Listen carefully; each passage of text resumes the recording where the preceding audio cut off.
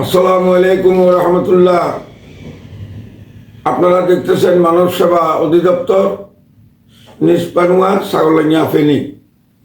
সাথে আছি আমি ডাক্তার মোহাম্মদ খুরশিদ আলম। আজকে পর্দা সম্বন্ধে যেটা জানতে চাইছিলেন, ওই সম্বন্ধে আমাকে কিছু বলতে হয়। ইসলাম নামাজ রোজা যেরকম ফরজ, পর্দাও ফরজ। নফল অনেকে পড়ে, অনেকে পড়ে না। ফরজ তো মানতেও, ফরজে আইন, যেটা আইন অর্ডার আল্লাহ পাকের। নামাজ রোজা হজ জাকাত ফরজ, ফরদাও ফরজ, এটা নফল নয়। তাহলে পর্দা যদি না মানে তো ইসলামের কি রইল আর? মনে করেন মহিলাদেরকে পর্দা, তার কি কোনো অসুবিধা নাই। হজে যায়, বিভিন্ন জায়গায় যাচ্ছে, স্বামীর অনুমতি নিয়ে চাকরি করে, ব্যবসা করে, যাই করে করুক, কিন্তু পর্দা থাকতো। সাধারণ মনে করেন একটা কলা 2 টাকা দামের বা 3 টাকা দামের একটা বাংলা কলা, ওইটার উপরে আল্লাহ পাক এইভাবে পর্দা দিয়ে দিচ্ছেন, যোগা আবরণ। সেটা কি খোলা? আজকে আমরা মানুষ জাতি, খালাকাল ইনসান, আমরা কি মানুষ সৃষ্টির সেরা জীব।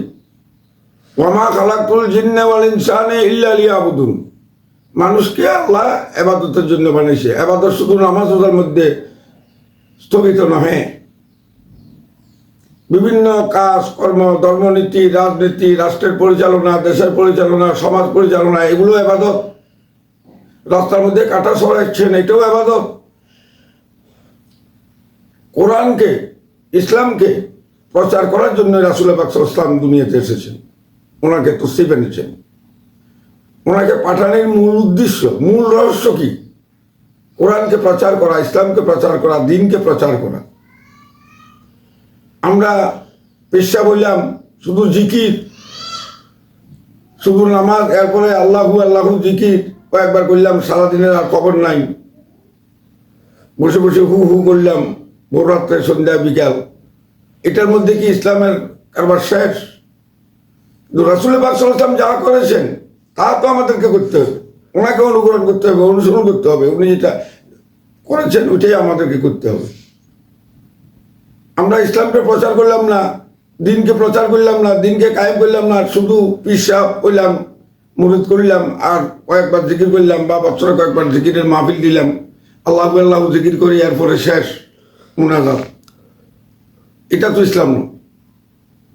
জিকির করেন, অসুবিধা নাই, নামাজ রোজা জিকির করেন, কিন্তু ইসলামের জন্য কতটুকু আমরা করতে পারতেছি? পর্দা যদি না থাকে, দেশে যত রকমের অনাচার, অবিচার, জেনা, অসভ্যতা, এগুলা হচ্ছে পর্দার কারণে। আজকে একটা কলা, একটা সর্বি কলা খুব অনেক দামি, কিন্তু ওই কলাটাকে যদি খোলা অবস্থায়, ষোলা অবস্থায় আমি রাস্তায় দিয়ে বিক্রি করি, বসে থাকি দোকানের সামনে, যে কলাটা খান, 2 টাকা দিয়েও কেউ কিনবে না। কিনবে? কারণ ওটার মধ্যে মাছি, মশা, পোক, বিভিন্ন জিনিস ব্যান ব্যান করে বসে। এই জন্য ওইটা কেউ 2 টাকা দামে বিক্রি করলেও ওই দামি কলাটাকেও কেউ কিনতে রাজি হবে না। আর যদি একটা 2 টাকা দামের বাংলা কলা, উপরে খোসা আছে, পর্দা আছে, আবরণ আছে, সেটা যত দাম হয় সেটা খাবে, সেটাতে কোনো ভাইরাস নাই। খোলা চামড়া, খোলা বাকল খোলা, এই অবস্থা খুব দামি কলা হলেও সেটা কেউ খাবে না, কিনতে চাইবে না, কারণ এতে ভাইরাস আছে। তদ্রুপ যারা মহিলারা বেপর্দায় চলে, তাদের মধ্যে ভাইরাস ঢুকে যায়, মানুষের দৃষ্টির মাধ্যমে ভাইরাস যায়, মানুষ দেখতেছে। তাহলে পর্দা করেন। 2 টাকা দামের একটা বাংলা কলা থেকে গিয়ে মানুষ খারাপ হয়ে গেলাম। ওই কলাটা 2 টাকা, আর আমি মানুষ যা আশরাফুল মাখলুকাত, সৃষ্টি সেরা জীব, আমার দাম তো অনেক বেশি হওয়ার কথা। তাহলে যদি পর্দা থাকে তাহলে আমি খুব দামি হইলাম, আর যদি খোলা থাকে আমি ওই খোলা চামড়া, বাকল খোলা, চামড়া খোলা কলার থেকেও মতো দামি, কম দামি হয়ে গেলাম। বুঝেন না? আবার তাছাড়া রহস্যের কথা, বোরকা পর্দা থাকলে যে কোনো একটা পুরুষ, মেয়েটাকে যদি একটু দেখতে পারতাম, ইস মেয়েটাকে যদি একটু সাইতে পারতাম, মেয়েটা জানি কিরকম, তাহলে আকর্ষণ থাকে। আর খোলা অবস্থায় মার্কেটে ঘুরলাম, বাজারে ঘুরলাম, সবসময় দেখতে দেখতে মানুষের অরুচি হয়ে যায়, ওই মহিলার প্রতি কারো রুচি থাকে না। তাহলে ওই দিক দিয়েও লাভ আছে, ইসলামের জন্য লাভ, আল্লাহর জন্য লাভ, আর দুনিয়াতেও লাভ আছে। কেউ দেখার জন্য, বিয়ে করার জন্য বা আপনার সাথে সম্পর্ক করার জন্য পাগল হয়ে যাবে যদি না দেখে। পর্দার সহ যদি কেউ থাকে, ওকে দেখার জন্য সবাই চেষ্টা করে।